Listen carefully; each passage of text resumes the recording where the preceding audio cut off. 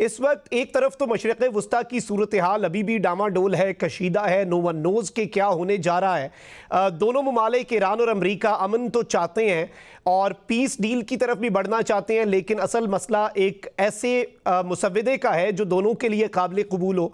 इस सब में अब डोनाल्ड ट्रंप चीन पहुंच चुके हैं और ट्रंप ने ये स्टेटमेंट दी थी कि मैं चीन के सदर से बात तो करूंगा लेकिन हमें मदद की ज़रूरत नहीं होगी चाइना की। आपको लगता है कि अमरीका को चाइना की मदद की ज़रूरत पड़ सकती है ईरान तनाज़े से निकलने के लिए? पहले तो बहुत शुक्रिया आपको, आपके मेहमान को, आपकी टीम को, देखने वालों को सलाम। देखिए, ये जो असल मसला है वो मुसव्वदे का नहीं है। असल मसला है नए स्ट्रक्चर का। असल मसला है कि मिडल ईस्ट के अंदर अब किसकी इजारादारी होगी। असल मसला है स्ट्रक्चरल चेंजेस का, चाहे वो सिक्योरिटी का है, इकोनॉमिक है, सोशल है, पॉलिटिकल है। वो सारी रीस्ट्रक्चरिंग हो रही है।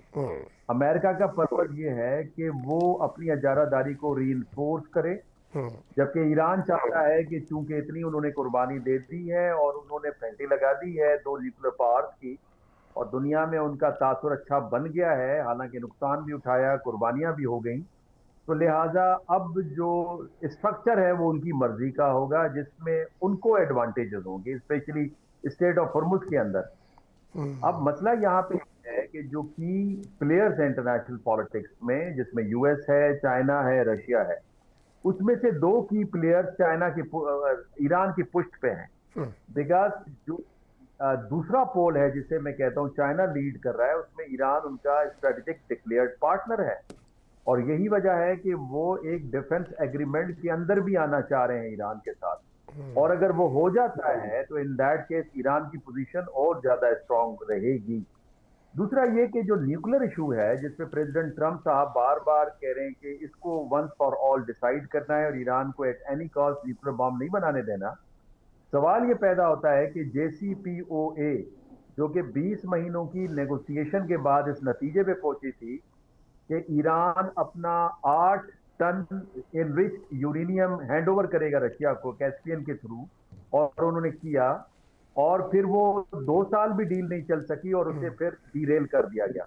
और आज अमेरिका 450 किलो जो यूरेनियम है सिर्फ उसके पीछे जा रहा है।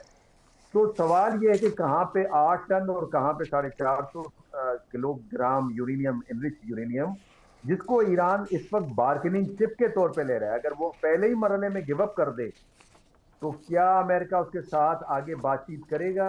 क्या एसेट्स डीफ्रीज होंगे? क्या सैंक्शंस उठाए जाएंगे?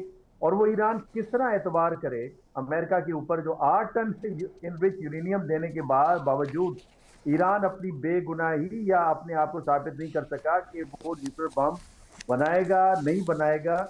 और ये जो प्रोग्राम है ये सोशो इकोनॉमिक पर्पसेस के लिए है, पीसफुल पर्पसेस के लिए। तो लिहाजा बात अच्छी भी है, और मेरा अपना जाती ख्याल ये है कि इस वक्त अमेरिका के खुद स्ट्रेटेजिस्ट भी यही लिख रहे हैं कि रॉबर्ट कागान का पिछले दिनों आर्टिकल भी आया 10 मई को, फिर वली नसर ने भी इसके ऊपर लिखा, और परवीन साइनी जो इंडियन स्ट्रेटेजिस्ट हैं उन्होंने भी ये गुफ्तगू की कि इस सारे मामले में अमेरिका ने अपने आप को वीकर पोजीशन पे डाला है।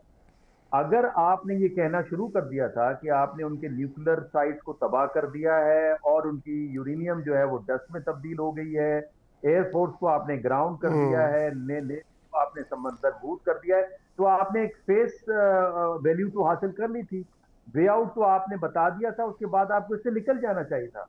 लेकिन बार बार अटकना और फिर जूइश लॉबी के प्रेशर पे अटकना, इस चीज ने अमेरिका की पोजीशन को वीक किया। जब चाइना के साथ मुलाकात होगी, प्रेसिडेंट जी के साथ, प्रेसिडेंट प्यूटन के साथ या किम जॉन के साथ, शहबाज शरीफ साहब भी तशरीफ ले जा रहे हैं, इन दैट केस अमेरिका एक वीकर पोजीशन पे होगा, कोई स्ट्रांग पोजीशन से उनके साथ नेगोशिएट नहीं करेगा।